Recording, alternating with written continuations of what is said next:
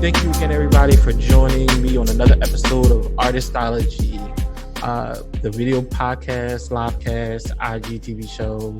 I don't know, whatever we're calling it this week. Today we're joined on the finale, on the season finale of this podcast slash show slash whatever. Thank you very much. Thank you, Anthony Potts, aka Phase God or Phase God.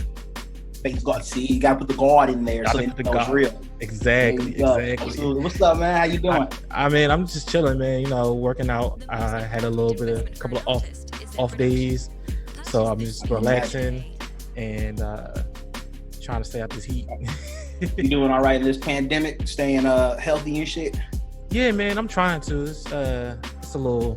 I don't know, not crazy, but just I didn't realize how much the lack of interaction was getting to me until I went out and actually started interacting with people again, and I was like, oh snap, I needed this. Facts, absolutely. Because you're up north, ain't you? Yeah, I'm in Philly. Yeah. I'm about to say, y'all got hit pretty bad up there. Y'all good? Y'all not as bad as New York. I was gonna say, yeah, we did better than most places, but we still got hit just like everybody else. So absolutely. It is what it is. Downtown and like the white side of the city was like hit the hardest, which is thank God, because I'm in North Philly, the black side. Exactly. Well, uptown actually. I'm about to say it's hard enough, right? You don't need to be getting sick out there and shit. Right. All right, people. Well, we gotta, as you can see by this chemistry, we got a great show coming up for you guys. So just sit right there.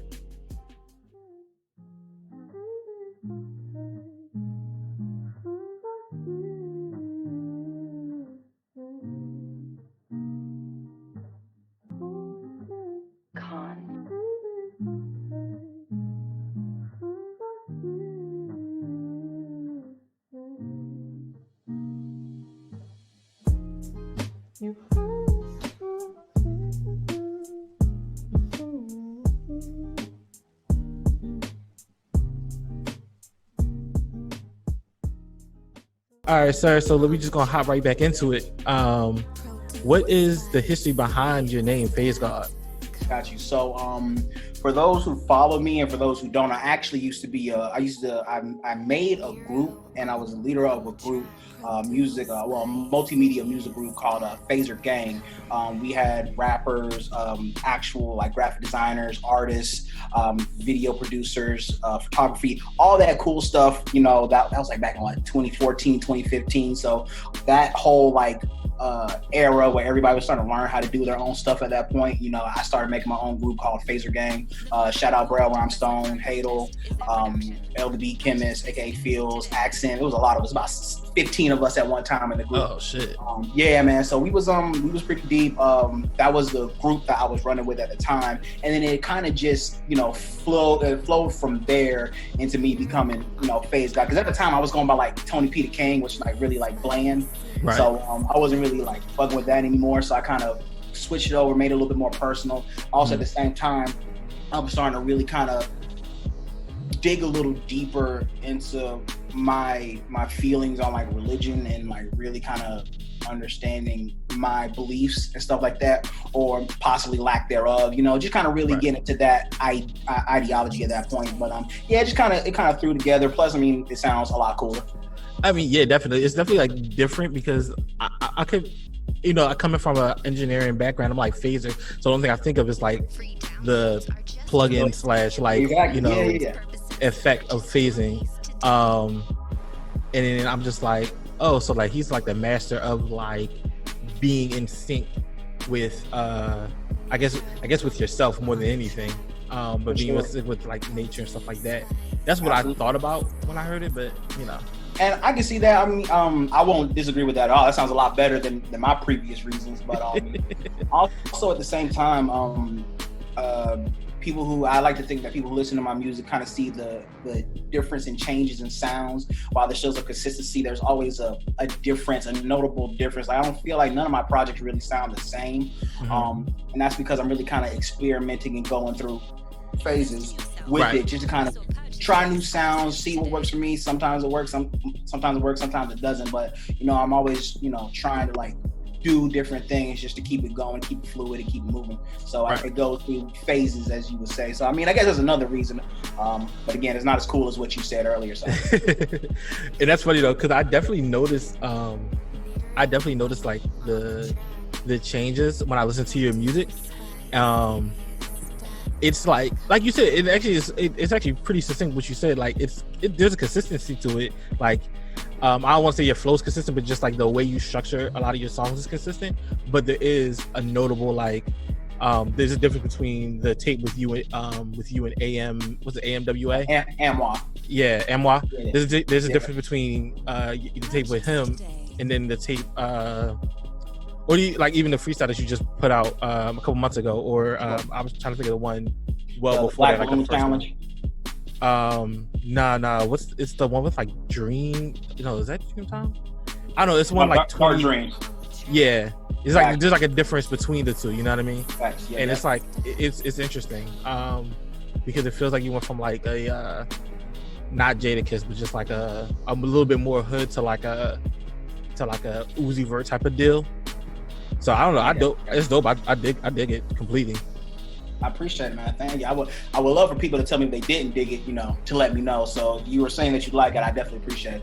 Right. Yeah, I always do that too. I'm like, it's cool. I always appreciate the, if you like it, but like, what's shitty about it? You know what I mean? Exactly. Literally somebody, and I know this guy was just trolling and being rude or whatever, but like sometimes I live stream these episodes as I edit them.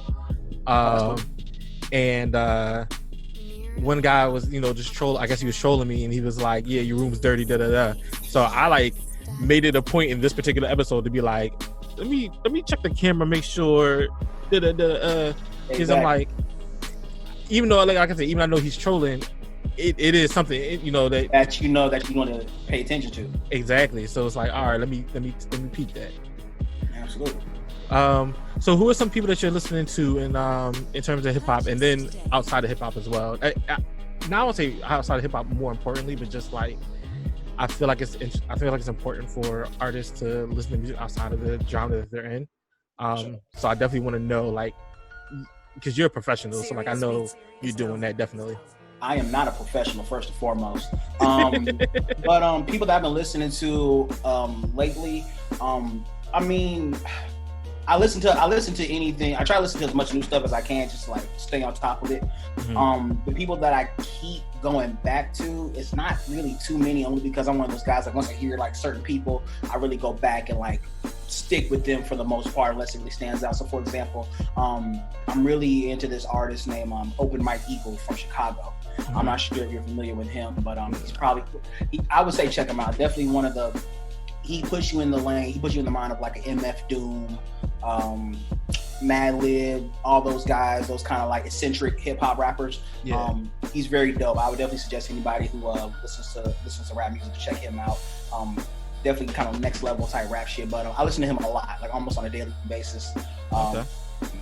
I listen to the regular guys, Drake, Travis Scott, Kanye West, folks of that caliber. Those are the guys that really, catch my attention the most. Outside of hip hop, I mean, I'm really getting into like the R&B guys. The R&B guys have been doing really well. Black is a guy I usually go to a lot. Exactly. I like a lot of like darker themed artists, honestly, people that put you in their mind. The Weeknd, I think The Weeknd probably has had the best album so far that I really like, enjoy top to bottom. Really? And for a pop album, I don't think he got enough credit for that project, but yeah, Weeknd put a hell of a project together, so he's definitely one of those guys I've gone back to. But yeah, man, and of course I listen to random stuff here and there, just random instrumentals. I'm really into like lo-fi hip hop stuff lately, just to kind of like exactly, man, just kind of like mellow out, chill. Yeah, man, it's a lot of stuff out there to listen to, and it all kind of circles back in one way or another. Okay, all right, definitely dig it. There's issues that you said about the Weeknd, because I feel like I'm the only person that doesn't really like the album. Really? And yeah, I'm just like, it just, I don't know. It wasn't Starboy, and it wasn't Beauty Behind the Madness, and I'm just like, I feel it. The only reason I would, because you're not alone in that. I think I'm actually in the minority of the people who really like it, honestly. only because I feel like a lot of people thought it was really poppy, which it is. It's like the pinnacle of pop music, just off of like production alone, like all that synth and stuff like that. Like that's the whole point. And like when you really listen to not just the lyrics but the production, how it all like connects and comes together, that album is really different for a pop album. I want you to think about it for a pop album standpoint. True. It's different. This is not like the Taylor Swift, all the, I don't know who else put up, like Shawn Mendes, like all those pop guys. This is like dark pop.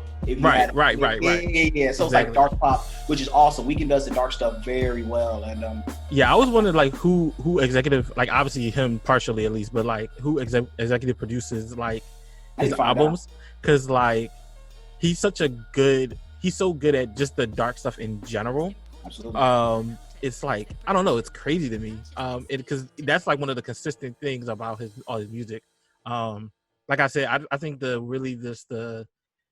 it was something different about it. I don't want to say that maybe it wasn't as pop, but it wasn't like, I like a lot of, so like Starboy with like synth 80s vaporwave pop, versus this was just more like, I guess it's like more modern pop, and maybe that's why I'm a little turned off by it. But like the sound overall is still him, and so like I can still kind of vibe with it.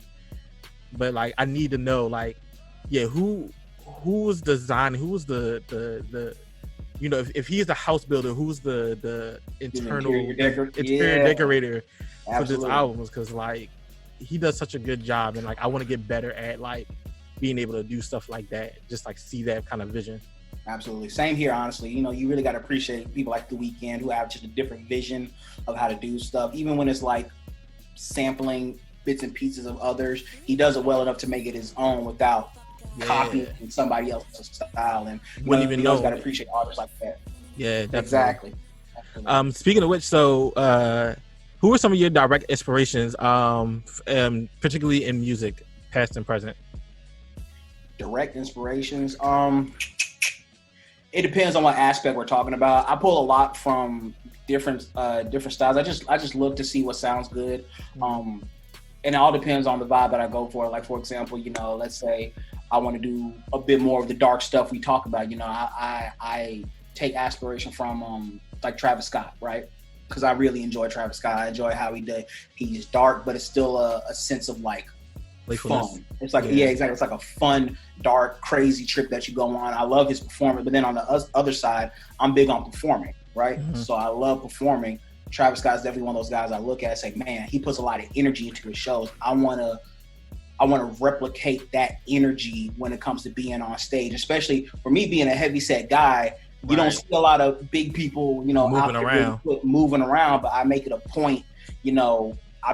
If I'm on a stage, I'm jumping, I'm walking, not so much running because I don't want to fall and bust my shit. But like, you know, I'm not opposed to, you know, standing up on some speakers or hanging from places that can support my big ass. But you know, I just really want to make sure I give people a show like folks like Travis Scott, right? So artists in that lane that are always creating more than just music is also a big inspiration for me. So like I go back to Kanye West. Kanye West isn't just a rapper. He's a producer. He's a fashion designer, a film producer, you know, graphic designer. Just a man of many talents and successful at a majority of those talents, right? So somebody else like that, Tyler the Creator. I'm big on Tyler the Creator just because these guys have not just done music, but they've taken their music into other industries and profited and became successful in their own rights without having to, you know, dig ride for the most part. You know, they made their own lane and they're with their own abilities for the most part. So I really take note of people like that because you gotta multitask with stuff like that. You know, a lot of people can really only focus on, you know, I can only just do music. I can only just make a beat. I can really only have time to really sit down and focus on making this one article of clothing or designing this one, you know, piece of art. When, you know, in actuality, you know, put your mind to it, I don't see why I can't do it all, you know, and be able to do it all because I pride myself on being self-sufficient. Right. You know? So any if for example, I work with Amwa, that's my dog. A man with Amwa, shout out to him. I love him to death. Let's just say one day he doesn't want to, do music anymore. He doesn't want to produce any of my stuff. He doesn't want to have anything to do with me. I can't get any beats. I know for a fact I'll always be able to come back and do my thing. I know how to produce music. I know how to record myself. I know how to design my own cover art. The other than the CLT Zodi freestyle, which was the freestyle you were talking about earlier, so that's my fault. I didn't design that cover art, but for the most part, I've designed my own cover art for about the past year.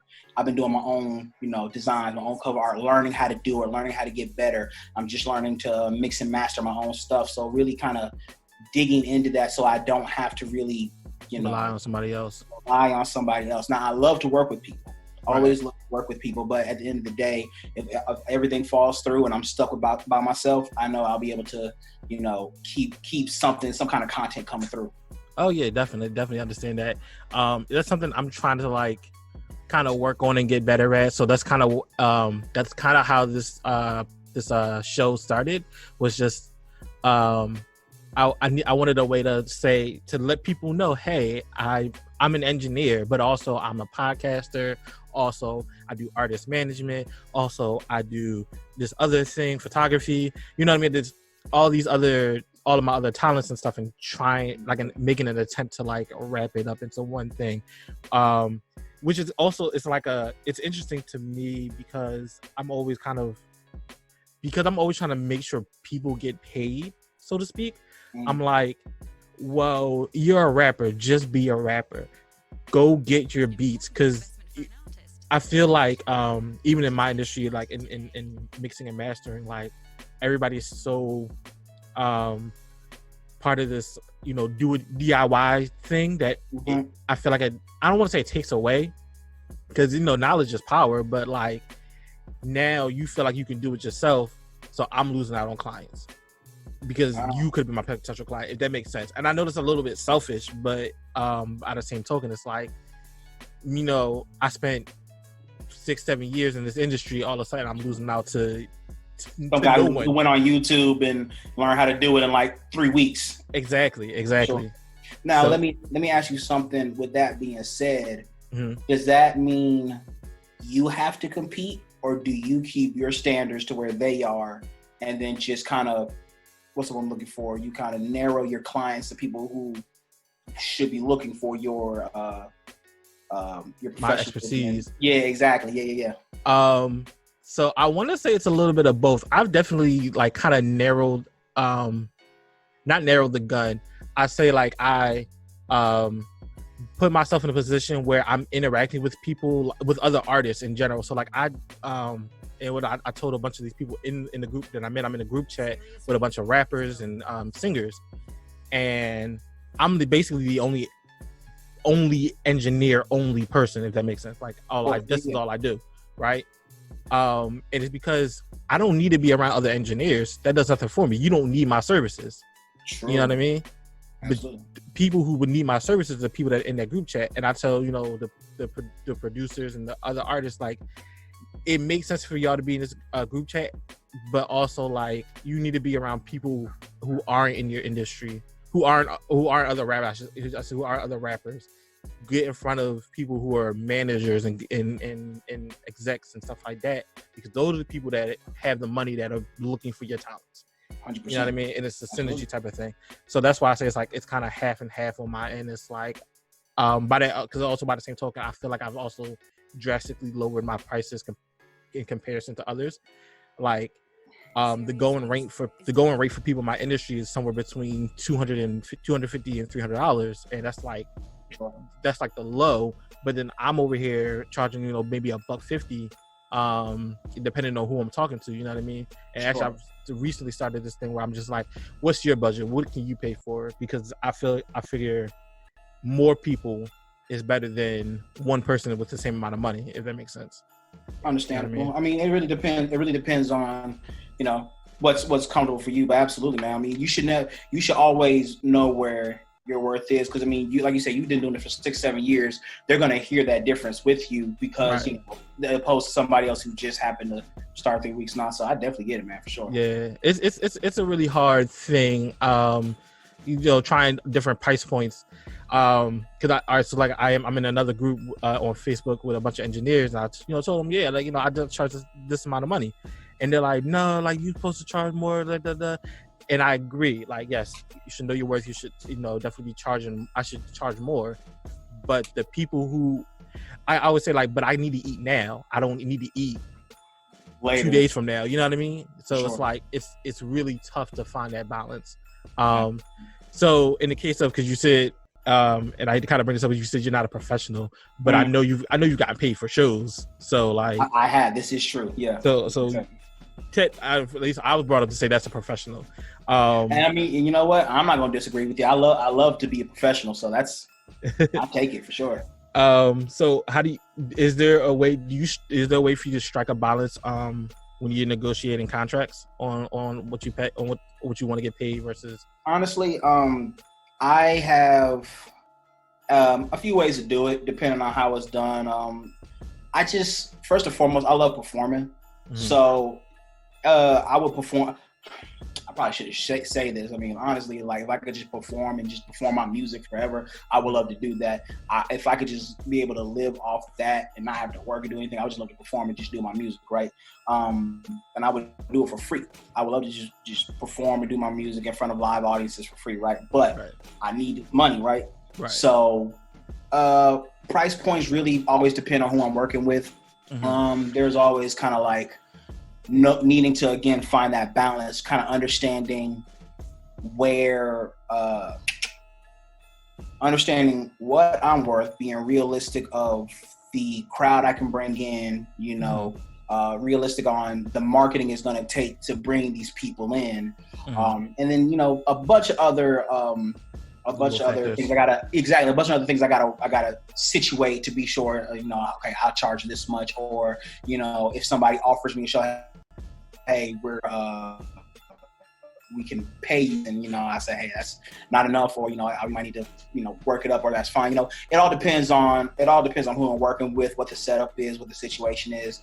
But honestly, man, it's to the point where I won't necessarily spend money to perform, but I would spend money to be able to perform more places as far as like traveling. I wouldn't pay to actually perform in a spot, but I would pay to travel to go to perform. And I think there's a big difference between the two, and to understand that difference, it's imperative, because when you start talking about getting paid for performances, what can be covered. Right. I'm gonna be all the way out here. I need to be able to ensure that I'm sure I come out of pocket, for gas, food, stuff like that. So, it's a bunch of stuff you got to take into consideration. I take into consideration when it comes to shows, but for the most part, man, I mean, I'm really not hard to work with. I just enjoy this music shit so much. I just love to do it. So I'll do it with whatever amount of money I can get for it, but just making sure that people appreciate the show and appreciate the music is always the first and foremost thing I'm worried about. Right. I definitely get that. Not being taken advantage of as well is an important thing. You know what I mean?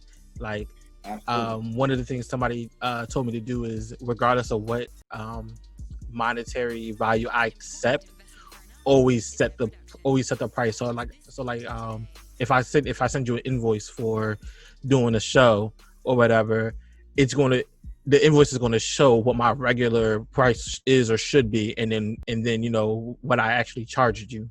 You know what I mean? I got you. Absolutely. So that whenever somebody's like, yeah, exactly. We can work this out. This is how much you usually charge. Whatever line items you got to add to showcase what you're actually charging. Yeah. Just having that understanding, that conversation, communicating, and just being real with yourself. Like, hey, man, look, I'm gonna need this, or I can do this. I can bring in this many people. I feel like that deserves this much, and then I don't want to ever say you're at the mercy of the venue. When you're at a certain level, you are really at the mercy of whatever venue you're working with. You're growing. So at some point, you really can only take what you can get. But the idea is that you are growing, and you should be honing in on your skills, doing better with whatever you're working on, to be able to say, okay, cool. Now I can start, throwing my weight around. I've been doing this. I know the people. I made the connections. I've done stuff myself without the help of, exterior folks. So, you know, we got to start talking a little bit more because now the backing is behind me. I've done exactly line. So now, you know, we got to come about the music, especially if it's successful. If it's successful, then we got to talk about some money. Right. No, totally get that. Totally understand that.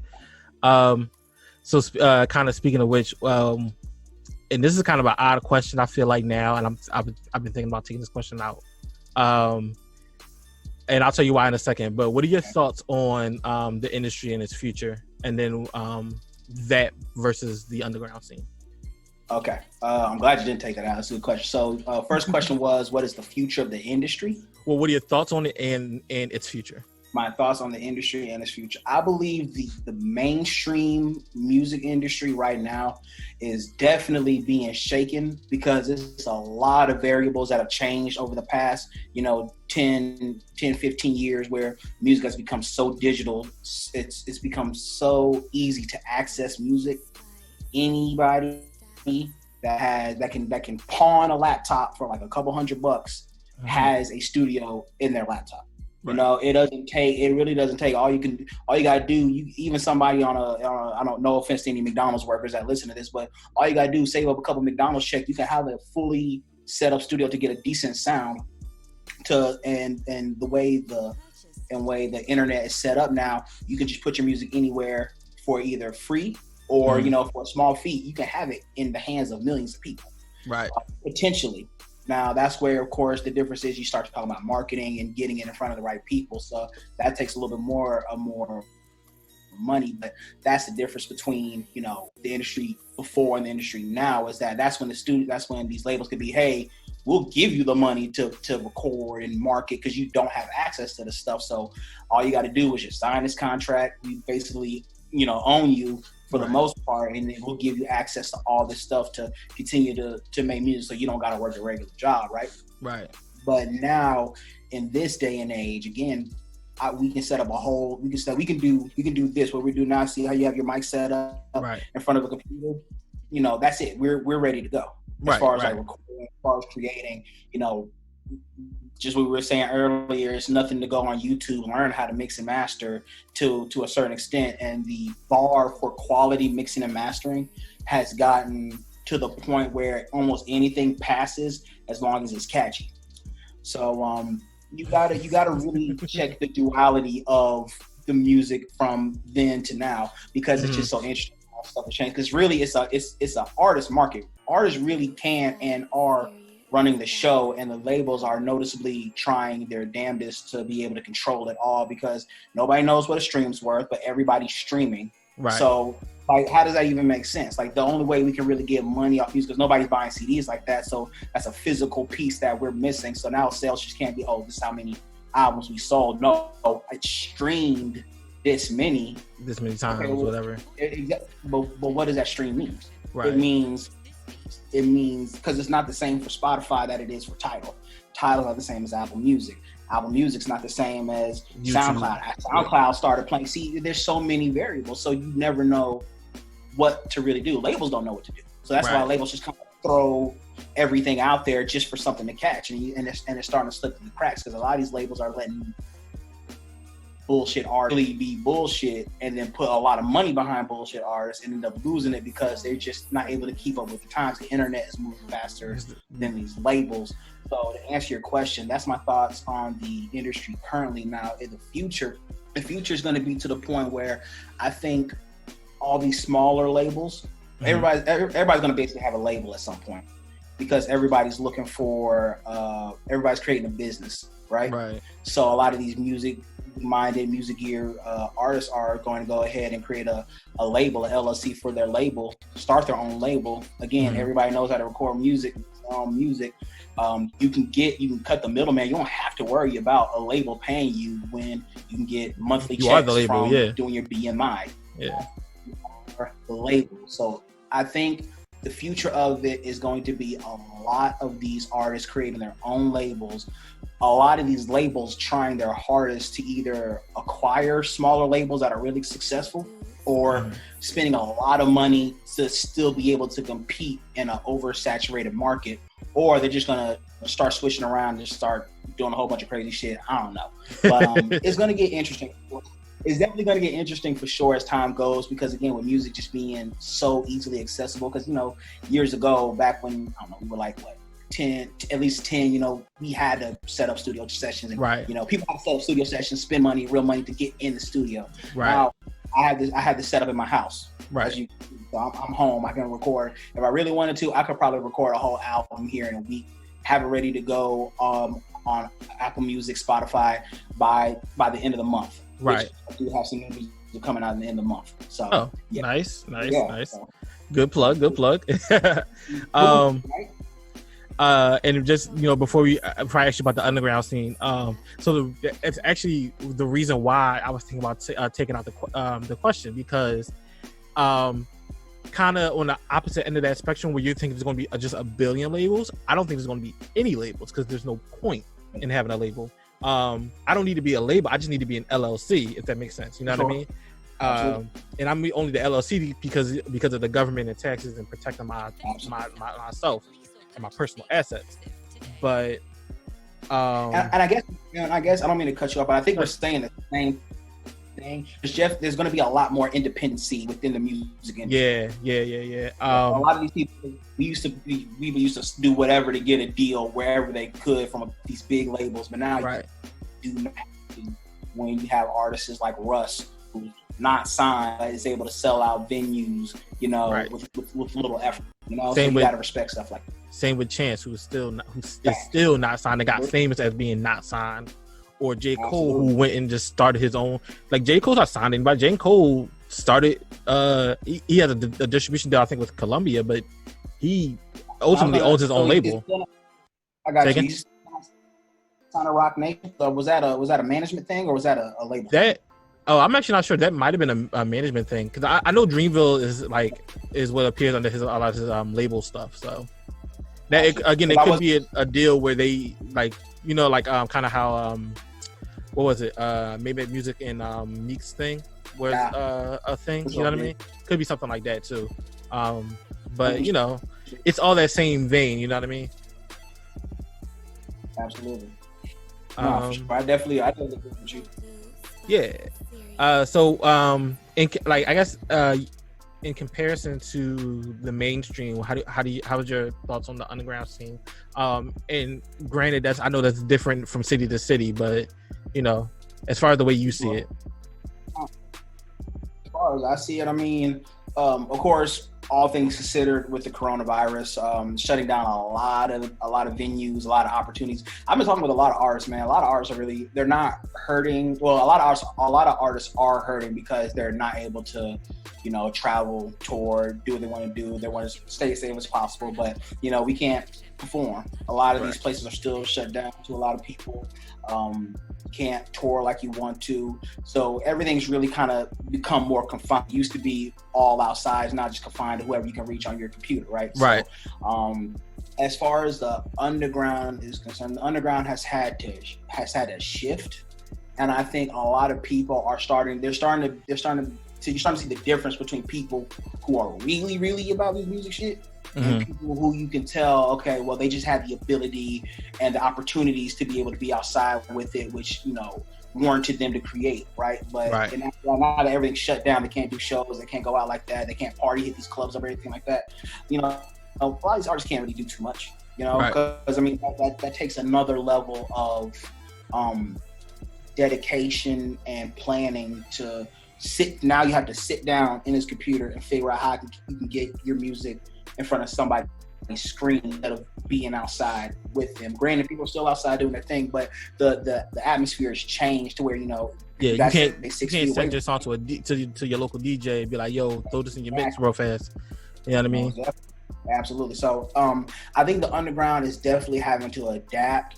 A lot of people are doing it very well. They've been prospering. I think a lot of artists are starting to see it. They're starting to also see, hey, I don't know if I can really do it, because I mean, I can't go nowhere. I can't perform. I can't do this. When in actuality, they just don't have the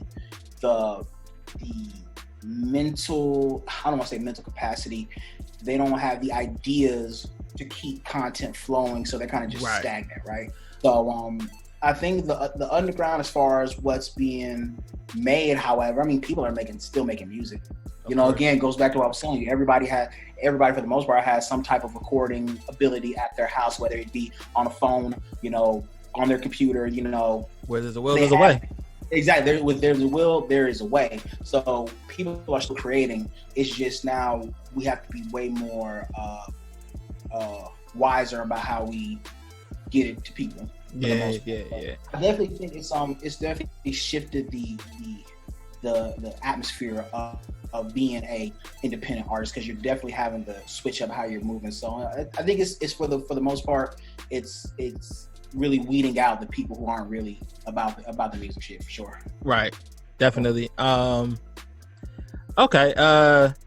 So just kind of moving along a little bit. So what's your process for when you're making a song?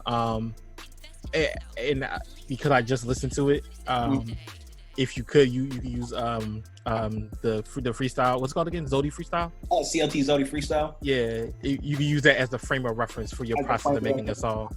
I got you. Honestly, man, it depends on how I'm feeling. Sometimes I can just get a beat, catch a vibe, and, you know, just get straight to writing, and it just flows naturally. Other times what'll happen is, like, for example, I mean, I still do the whole 9-to-5 situation. Right. So, but the thing is, you know, while I work, I might think of some lines here and there, type them in my phone, and then later when I go randomly surfing for beats, or, you know, me and a man with antlers, he might have sent me some new beats or something like that. Somebody sent me some new production. I'm just vibing, and I'm like, okay, well, let me see what some of the stuff I've written can fit on here, just for the sake of, you know, utilizing the words that I've written, also utilizing the production I've just gotten, putting that together, and, you know, boom, now we got a song. I just need to, you know, flush it out, you know, add a hook, maybe something catchy, you know, and that's really it, man. It's definitely different processes, but I think for the most part, it starts with, honestly, man, I can't even tell you what it starts with. I want to say that it really just starts with me just doing some random writings. Right. But I would probably say the bigger catalyst probably would be, I guess, you know what, I'll tell you this. The biggest catalysts are people that hit me up and want to work, I think, for the most part. So, for example, producers who send me music and say, hey, man, I hear you on this beat, man. Let me see what you think. And I think about it. It's like, I like this beat. I might listen to their other stuff just to get an idea of what they sound like. And then from there, it's like, okay, well, this is cool. This kind of sounds like this. Oh, let me try this kind of sound. Or, you know, I might look into it like, okay, this sounds like a Migos song or whatever like that. So I might start saying, I might get into the mindset of, oh, you know, how would Takeoff do this, or how would Quavo do this, or not copying. I don't want to copy anything. Right. But I want to get that essence and that feeling that you get when you listen to, you know, a Quavo verse, or a Takeoff verse, or a Offset verse, you know. And of course, you know, being able to dip in and out of that, because I'll do the same thing with some more hip hop production. Man, I really want to sound like I want to hit this like Odyssey would hit this, or like Open My Eagle, or I don't know, people like J. Cole, Bass, you know, just, you know, how would these people attack it? What is the vibe they would think? Kind of put myself in that mind state, and then from there, at least starting that way, I can start to piece together my own feelings. Because again, it's never about copying, but more so trying to emulate the feeling that you get when you listen to these certain artists or something like that. So, yeah, man. So to actually answer your question, my process, I think, really is catching that vibe, getting into the mind state of what I want to get across with a song, and then just start pinning what I'm feeling, and, you know, just go from there. Okay. So what's your favorite part, or your favorite part of the process? I mean, like, is it the writing, the recording? Is it the marketing? You know, what's your favorite part? I would definitely say writing when I'm on a good writing spree.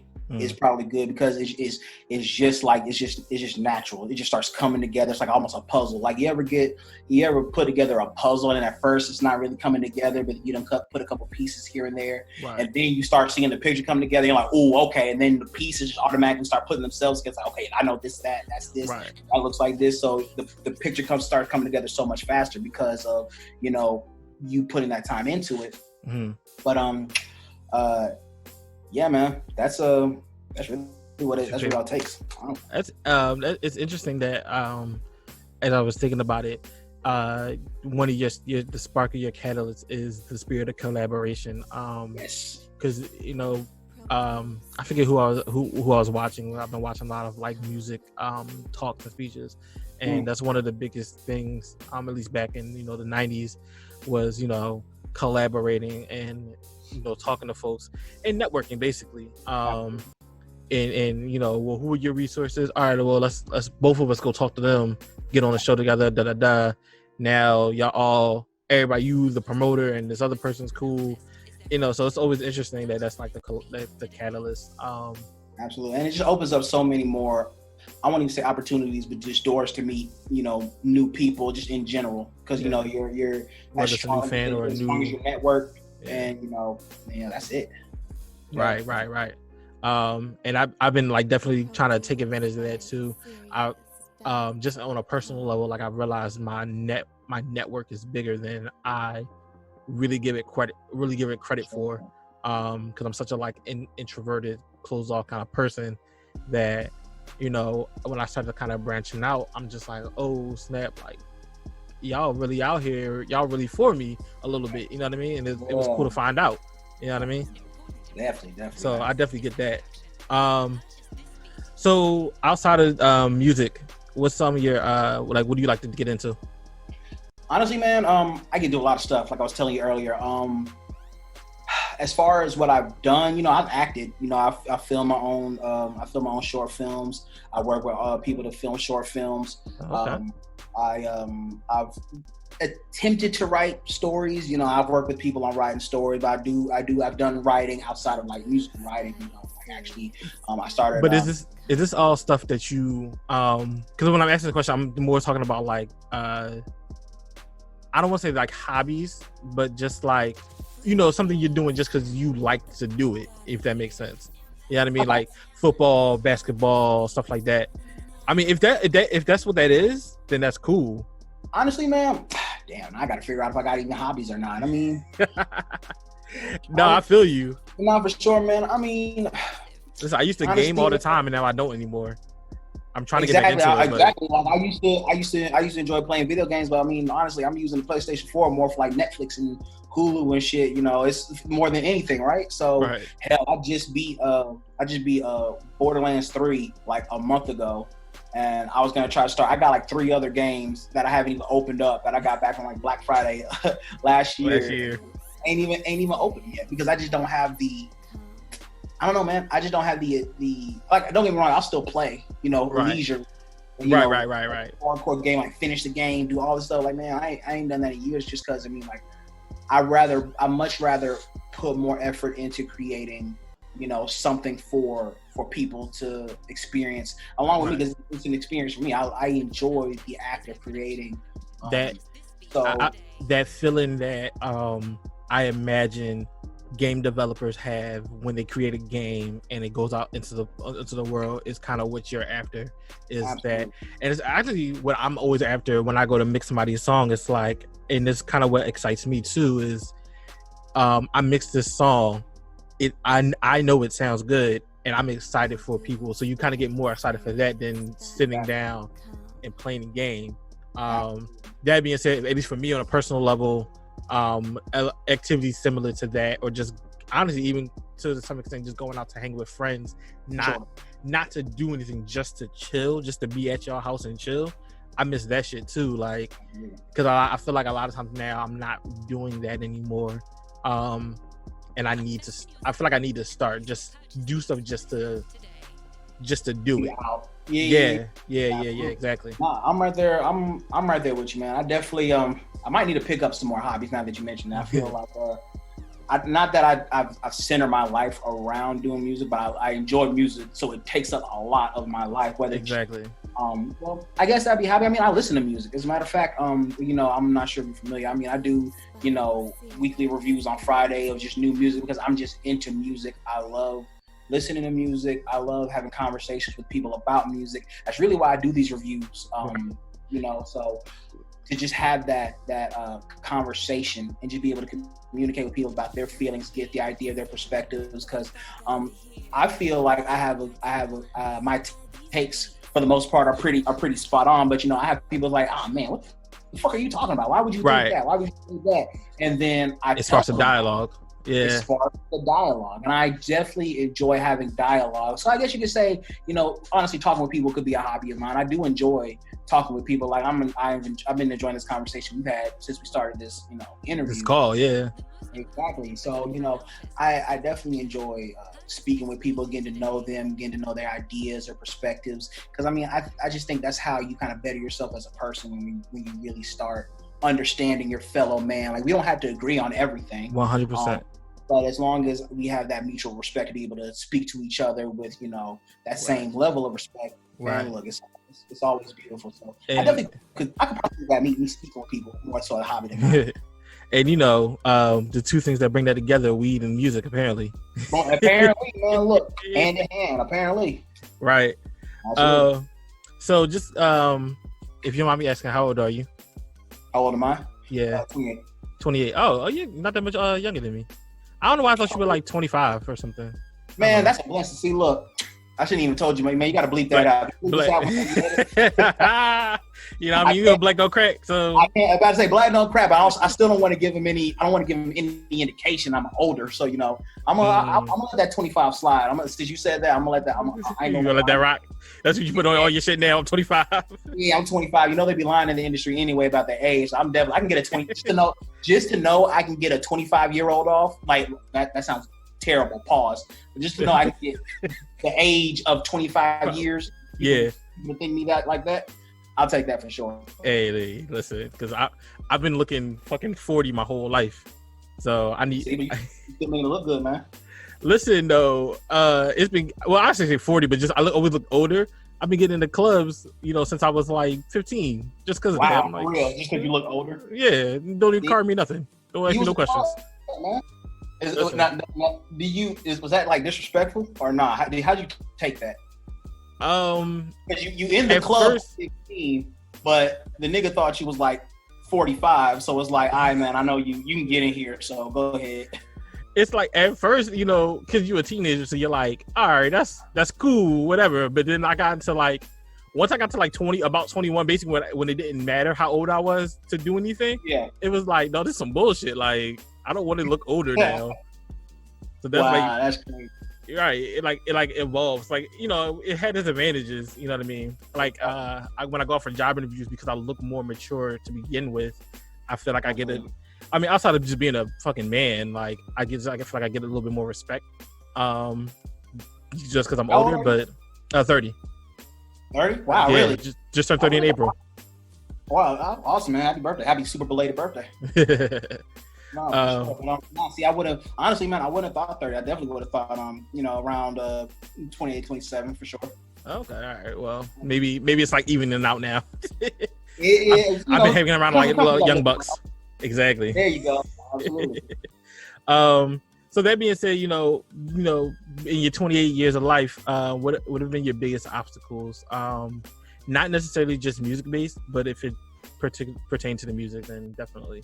To talk about. The biggest obstacles is really kind of understanding myself more as an artist and not expecting putting my best foot forward in all things I do, but not being so hard on myself, because I'm just really starting to get back into really enjoying making music. There was a time where I was making music to get famous. I need to make a song. It needs to go on Spotify. It needs to go viral. It needs to blow up. I need to get out the ghetto. I need to get all this shit done so I can get about the hood and take care of my family and all that shit. Mm-hmm. But you put so much pressure on yourself with that kind of mentality, because you're no longer making the music out of love. You're making it out of you're making it a job. Yeah. I mean, there's nothing wrong with that. There are people that make great music and treat it like a job. And there's I think it's admirable that people can put that kind of structure on music. Because I personally would love to have a lot more structure on my music, but my stuff is way more free form when it comes to creating it. But with that being said, obstacles I definitely have to get over. So honestly, just get over myself. Realizing that understand that I am a good artist. I know I make good music. That's not to be, blow my own self up. I feel confident enough in my own sound to be like, I know I make good music. Yeah. I want people to hear my music, but I do music because I love to do it and I want to do it. I don't feel forced to make music. And I think that's the beautiful part about it, and just really appreciating that and getting over my own ego to really allow myself to love making music again. So that's probably been one of the biggest obstacles I've been facing. Also, just narrowing my reach on people that I work with too. Just kind of understanding that I don't need to work with every single person that hits my line. Oh, okay. I can't please everybody. I can't be a people pleaser. Kind of understanding what we were saying earlier, understanding my own worth, knowing that, hey, I can't be on every single person's song. I can't, as much I work with who I want to work with. Right. But understanding that anything else is like, okay, well, now we're talking a little bit more business, and then just being able to understand like there is a business with this music shit, and then starting to learn that. So again, I'm starting to learn the music business, which is the next obstacle that I'm working through now, which is really getting more, just more in it, just more on the more business aspects. I can create all day. I won't say I mastered it, but I have the ability to create down pat for the most part. How do now I'm learning just to get it out there, get it to people, and just showing it off. So that's really what's been, I won't say it's an obstacle, but it's been what I've been working towards lately. Right. It's hard. It's hard. It totally is. And I'm sure because you have the review show with, it's you and your girl, right?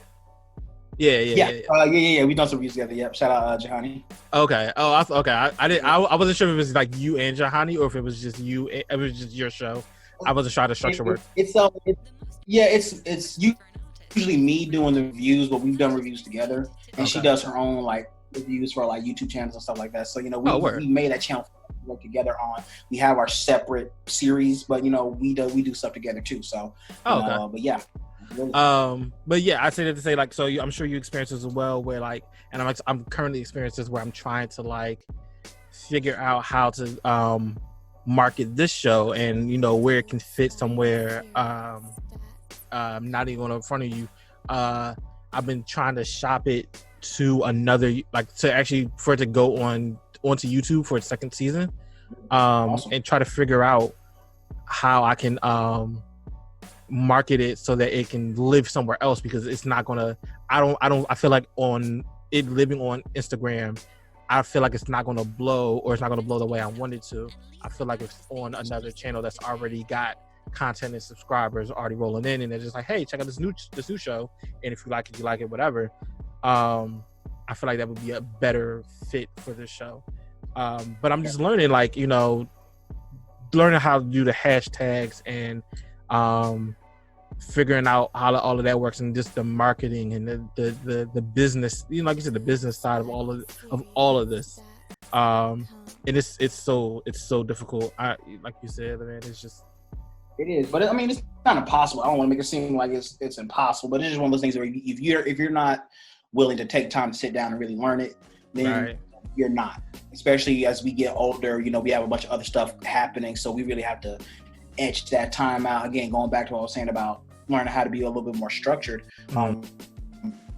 Being able to structure that time so we can learn and get better. So you taking that time out to shop your show around these other platforms, that's time consuming, and you gotta make sure you do it the right way so you're not wasting your time or anybody else's time, and you're properly, so you have a higher rate of it getting picked up, which I'm sure it will. So definitely, man, I definitely understand where you're coming from. Yeah. So you've been pretty consistent with at least dropping an album a year, if not more. So where do you see your career just in the next couple of years or so? Man, hopefully successful. Mm-hmm. Honestly, man. Well, what's your definition of successful? Being able to live off it. Success comes in different forms and fashions, man, and I think that's something that I've had to learn and be honest with myself, man. I personally don't need to be, a millionaire. I would love to be a millionaire. I will always work towards, of course, getting what's deserved and what's earned. But I mean, success for me would be, being able to make enough money to live off my music to where I can. I don't need anything fancy. Honestly, I could be in an apartment, just being able to, as long as I can pay in an apartment of my bills, my rent, I can always record and have money to travel and perform, like I was saying. That's it. So whether that be, just 50, 60,000 a year, if I'm able to live off it and just be able to create and work and do what I want, I would much rather do that. And if I want to take the next steps up, cool, than not. You know what I'm saying? Just to kind of tag off that, what because I've been kind of thinking about this question. What's your at what point do you decide to quit your 9-to-5? I've heard of so many different people talk about this, and they're like, once I started making this amount of money, or once I started getting this many people, but as me and you as creatives, it's like, do we just wait till the check rolls in, or you know what I mean? What is it going to take for you to quit your 9-to-5? For me to quit my 9-to-5, like I said, man, just being able to make sure that everything at the house is taken care of. If I can get, and of course, I'm not saying I'm going to sign. Let's say, for example, we're talking about signing deals or some type of money is coming in. I'm not trying to sell my soul to, be able to do some little stuff here and there. But if I can really start bringing in enough money, again, whether that be, $40,000, $50,000, $60,000 a year, just to be able to pay off, make sure my rent's paid, cars paid, as long as I'm able to survive and not I'm not talking about bottom barrel survive, but we're living comfortably enough to where I don't need the big $1 million mansions. I'm perfectly fine where I'm at now. I'm able to live this comfortably now off of me. Right. That's the goal, really. And honestly, even further than that, just being able to travel. That's how I know that, hey, I can travel and do this and have money for the house. Oh yeah. Exactly. But also to answer the question, man, it all depends on who you are. There's some people at the drop of a hat, they'll take shit off, they'll take the job off, they'll dedicate their whole life to that's 100% work forever, and then use that money to do a little music. And I think that's more of the hobbyists. They get it where they can, but knowing when to let go of that 9-to-5, I think is a critical moment in every artist's life, because that's when you make that decision. That's I will put that decision up with, hey, should we have a baby or not? Should we? Not dead ass, man. No, I feel it though. I feel it. Because that shift in lifestyle, if you're not fully prepared for it, it's gonna hit hard. That's another thing. I always want to make sure that I'm prepared. I'm big on preparation and just making sure shit is ready before I really do anything. There's levels to that, but if all my ducks aren't in a row before shit happens, it just doesn't behoove me to move like that, because I know what's going to end up happening is if without preparation, chances are you're going to fail. Right. Not everybody fails, but the high chances are higher. Fortune favors the prepared. High chances are higher when you've thought about it, you've processed it, weighed the options, and you kind of know how you're going to move if you decide to make that decision. So, and you know what's crazy? It's not. Go ahead. No. Well, I was gonna say, what's crazy is on the artist management side, I always now I do a little bit more. I call it consultation just because I'm always talking to artists and I like sharing the information I have. And I'm not no big name. I ain't no LA Reid, nobody like that. You know what I mean? But one of the number number one things I'm always telling artists is they get so caught up in just releasing content. This is a problem. I'm stop releasing content. Don't release a song or really anything until until that piece of art is fully backed by something. Make sure you have the music video prepared, and you know when that's going to drop. Make sure you have make sure you're shopping it to blogs and let them get the first taste of it, because you know that magazines love the first taste of stuff before it's released to the public. You know, I'm always telling the artists, make sure, and I feel like I'm not listened to, I ain't gonna front, but again, I ain't LA Reid, so they don't care. But see, you don't have to, I'm sorry, go ahead, I'm sorry. Oh, and I was just gonna say, but I know this stuff works because I've seen LA Reid and I've seen other managers and other artists, people, especially with Drake and Beyonce, when they started dropping stuff out of nowhere, people got so addicted to, oh, I can do that too, whatever. And then wondering why the song fails. I'm like, because nobody knows who you are or cares, bro. I don't know how to tell you that. And you think your song's hot because you got 100 views, but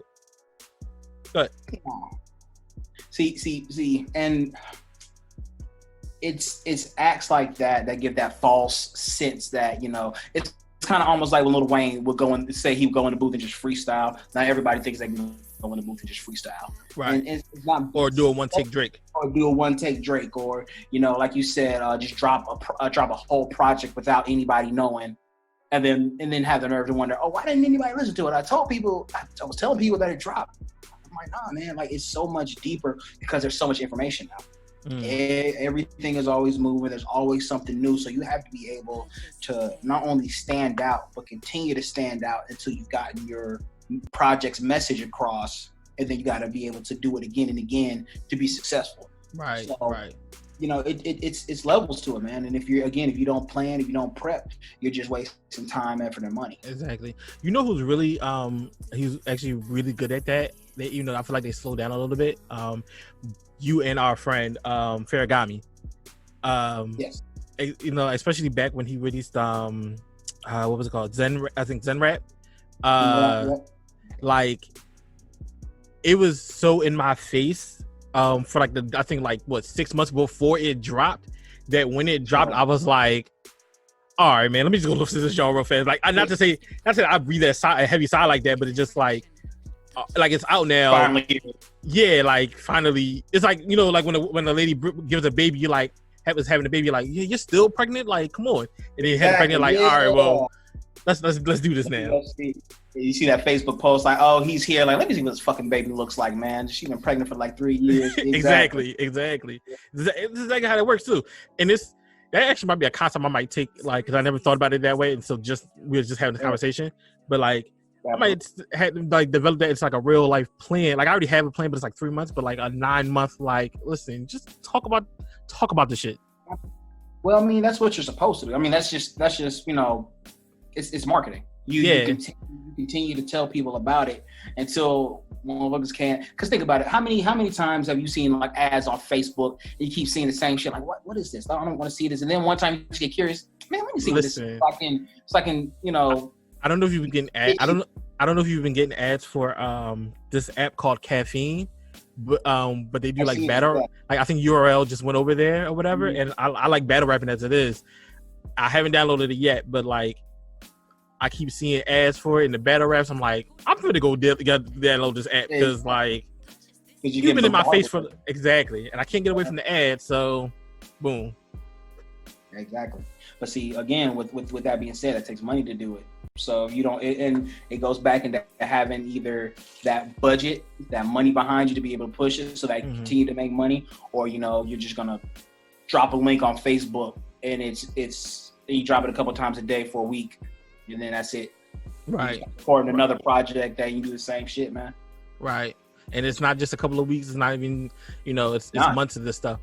And I get it because it's a balance between not annoying your current followers and bringing in new followers. But like, yeah, man, you gotta do it. Even if you broke, man, just find it. You know, there's a lot of free stuff that you can do. Absolutely. That, you know what I mean? Honestly, if you know how to finesse these apps, man, you can create content for days. Yeah. It's so much easier to just make stuff and to put it out and then just continue to put it out. Right. Following. So it's just trying to find out that niche that really sets you apart, continuing to build upon it, and then creating that audience through consistency with creation. Right. after a while, because what's going to happen is people are, again, goes back to that you keep seeing it. If I see you dropping another podcast every other day, I'm like, man, I just see this man's podcast every day. Let me actually listen to it, because I just keep seeing it. Right. Let me hear what's going on. I guess it's just, human instinct. Once they keep seeing something, to go check it out and, investigate and see what's going on with it. Well, I forget who said it. It might have been Gary V, but somebody said, it takes like 23 touches before somebody actually becomes like invested in whatever you're doing. Yep. And then like, it don't matter, like it's music, a product, whatever, apparently 23 times before you had that moment you just had where it's just like, man, let me just go see what's going on over here. You know what I mean? Let me get invested. But yeah, man, this is hard. It is, man. It's different for sure, man. Shit has changed a lot since.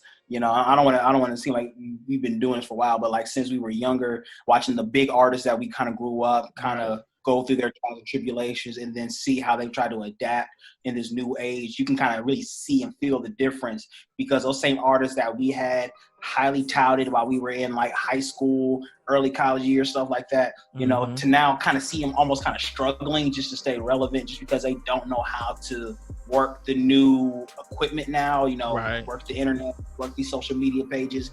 It really kind of starts putting a different light on how to move as an artist and how to promote as an artist, put your art out there and get it seen by people.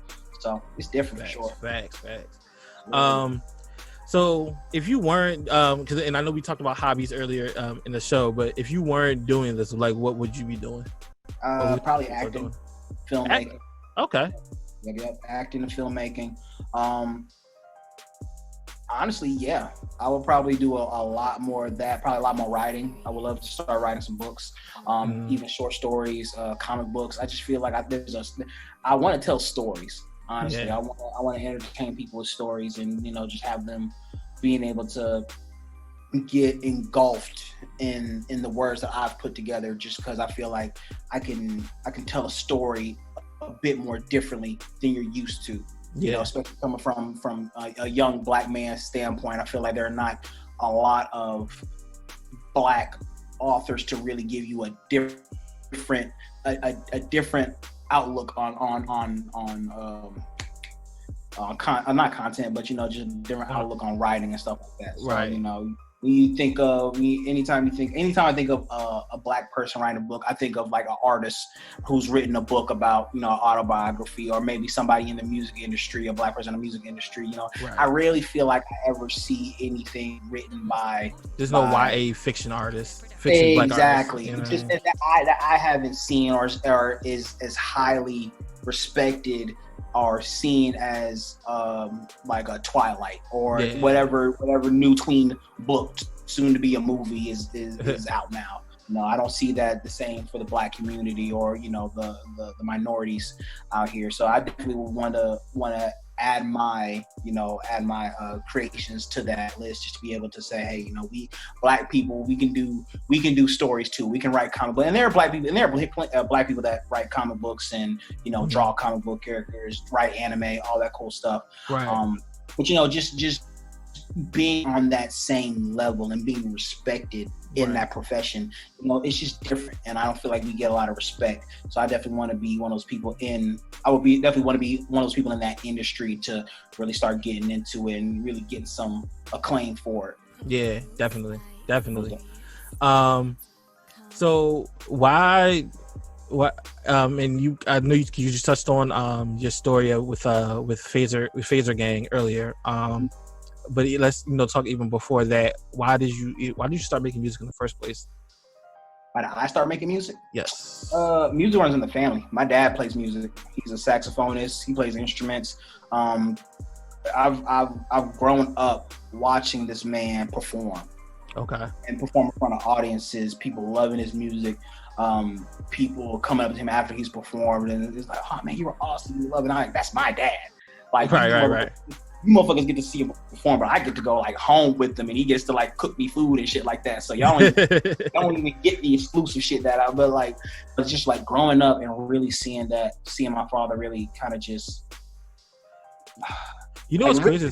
Live his dream. Yeah.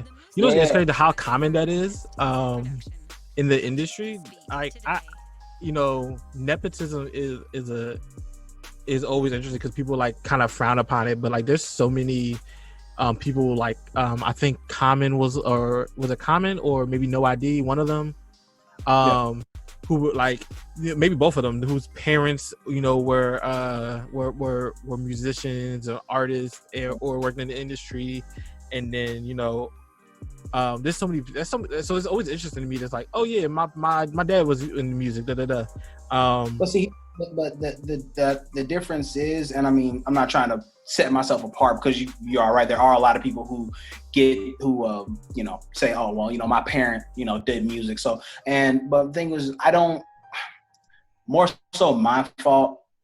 My pops grew up playing instruments, right? I was more of a writer. Again, going back to what I was saying, I love to write short stories, poems. I've been writing rap since I was in 5th grade. I've been freestyling, quote unquote freestyling, since 4th, 5th grade for the kids and stuff like that. So it was just natural that my love for writing and also being around music, because my dad had his own. Even when I was young, my dad just had this kind of really old. I won't say old, but at the time it was just a setup in our old house. He just had his own little recording setup. It wasn't nothing crazy, but just seeing that and being able to have that kind of music in the house, and just, I don't know, it was just different, man. So I got to be able to see at an early age that I don't have to just listen to other people's music. I can create my own, right? And then just from there, build on top of it. So I definitely give all that to my father. For just instilling that in me, just having me around it. And even though I might not necessarily learn how to play music like he did, he definitely inspired me to like say, hey, you can do music. Like you can really do music for not just a hobby, but for a living. Because my dad did music for a living. Fun fact: my dad is an award-winning in a award-winning Beach Boy band. Oh, okay. Like the Beach Boys, or like the Beach Boys. Oh. Okay. Yeah. that's dope as hell. Yeah, right. I mean, it's just different. Like how many black people are in a Beach Boy band, right? Yeah, and got an award for it. Like, right, that's like one thing to be in the Beach Boy band, and then and you're like really, really good. Like people fuck with you heavily on it. All right. Like shit. Is your dad Larry Heard? Like shit. God damn. All right, so to kind of close out, you sent me a song. I kind of had already heard it before, I feel like it's a little old. I could be wrong though, maybe just my mom playing tricks. But you sent me the song Ayo Phazo Go,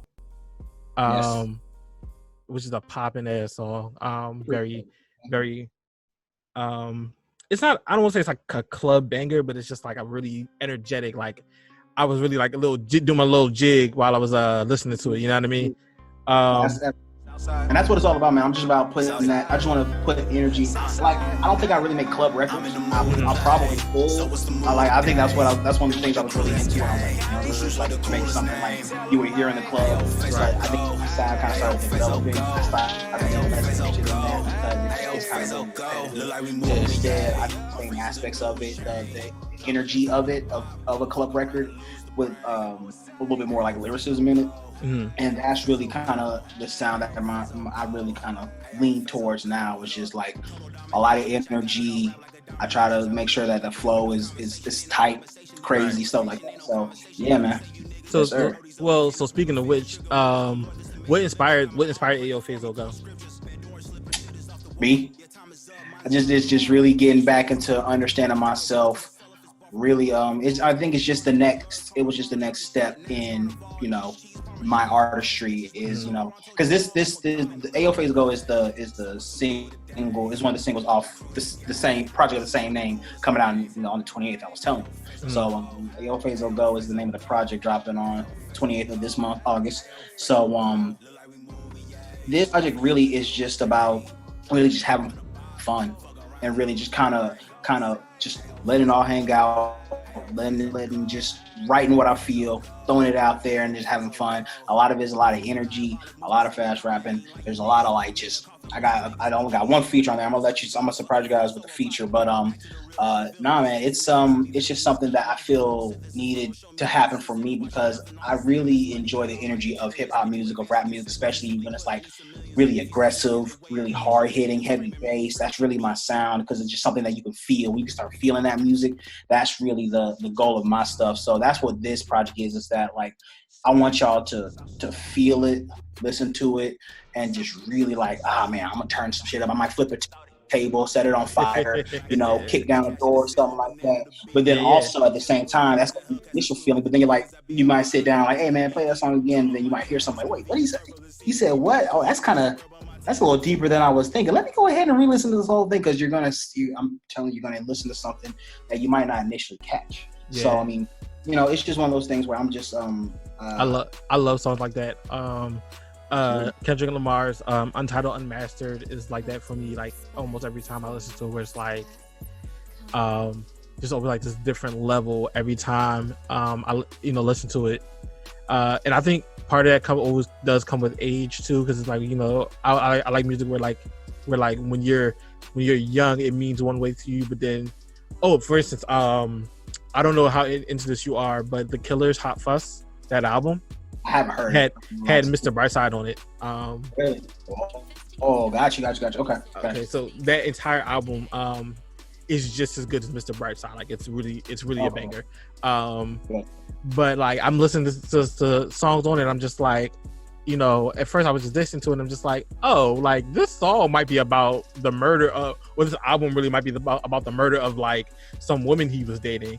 And like it kind of just dawned on me as I was listening to the song, and I'm like, oh shit, right. So that's crazy. Exactly. So I'm like, like this song had levels to it, and I've been listening to this same album since I was a kid.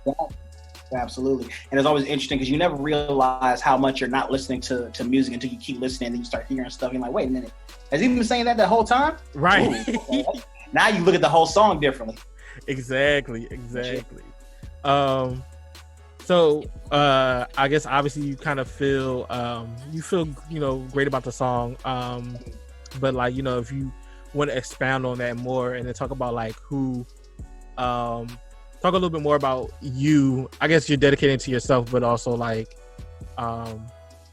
it's just well look, the hook goes I'm in the mood to play, so what's the mood today, been with the crew, that's gang. New shoes with the coolest name. Tell them, man. Ayo, Fazo go. Ayo, Fazo go.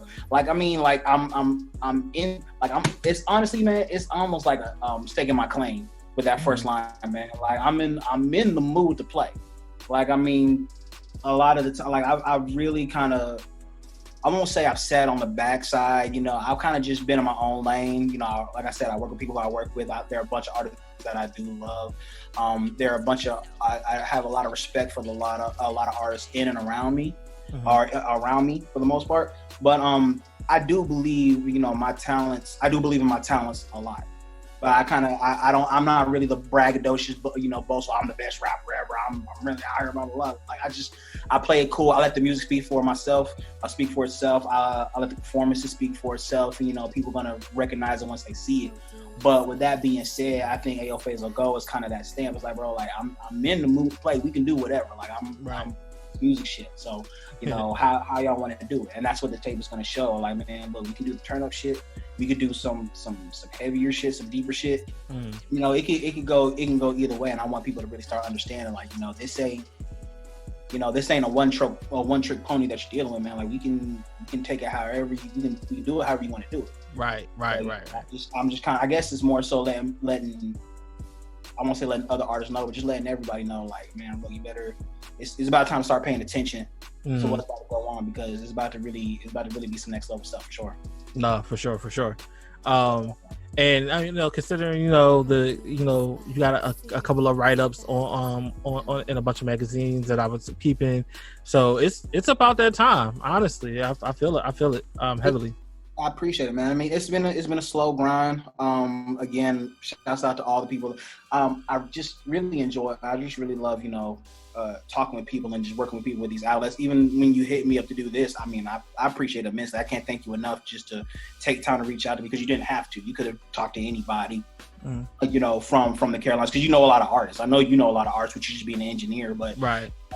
The sheer fact I was able to pop up on your radar, somebody to interview, that stuff like that just means a lot to me. And I don't think a lot of artists really appreciate that aspect. These outlets are the people that are going to give you a platform to say what you want to say, to be heard. They need to be, just as respected as you would, a DJ that spins your music, as respected as the person that you pay to do your cover art. You guys are just as part of the experience of the music as anything else that we do, because it's in you guys' hands to get the word out and let people know, hey, this is somebody that is worth listening to, because I went out of my way to bring him on my show so he could talk about the dumb shit he likes to do. Yeah, exactly.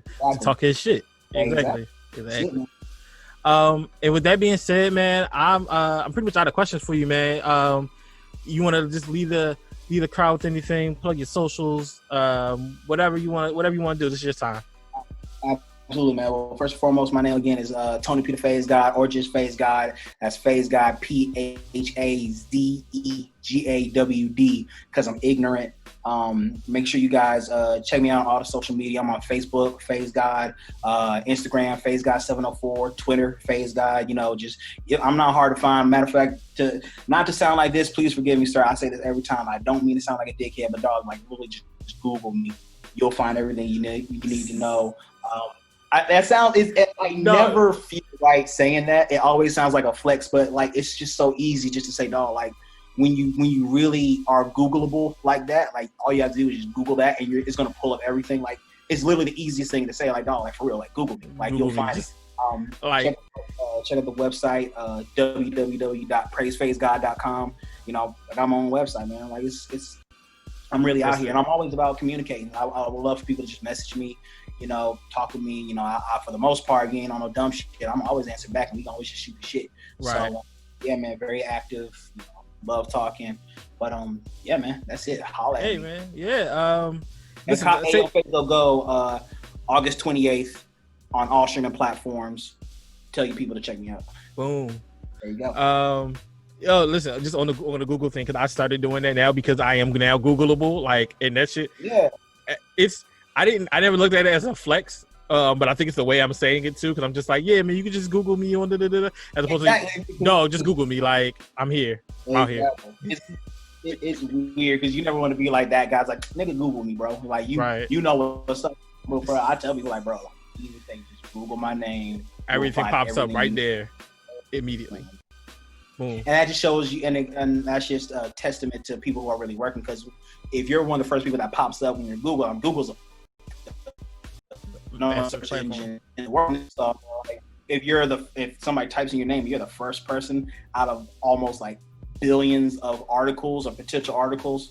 Yeah. That's it, man. Exactly. So you guys can Google me. I'm at The Daily Depart. I'm on BandLab, SoundCloud, Twitter, Facebook, Instagram. If it's a social media out there, I'm on it at The Daily Depart. And until next time, I will see you guys in the second season.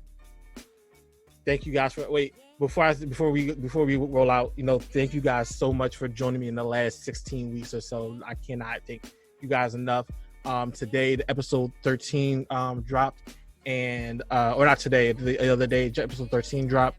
And I had 100 views in 24 hours, which has never happened in the last, other 12 episodes.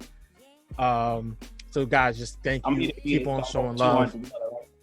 Say again. I said I'm gonna have to beat that. I'm gonna have to get a 200 on this one. Ooh, listen, dog. If we can hit that, bro, I've been having a real emotional day because like just a lot of good news has been coming in, and I'm praise guys.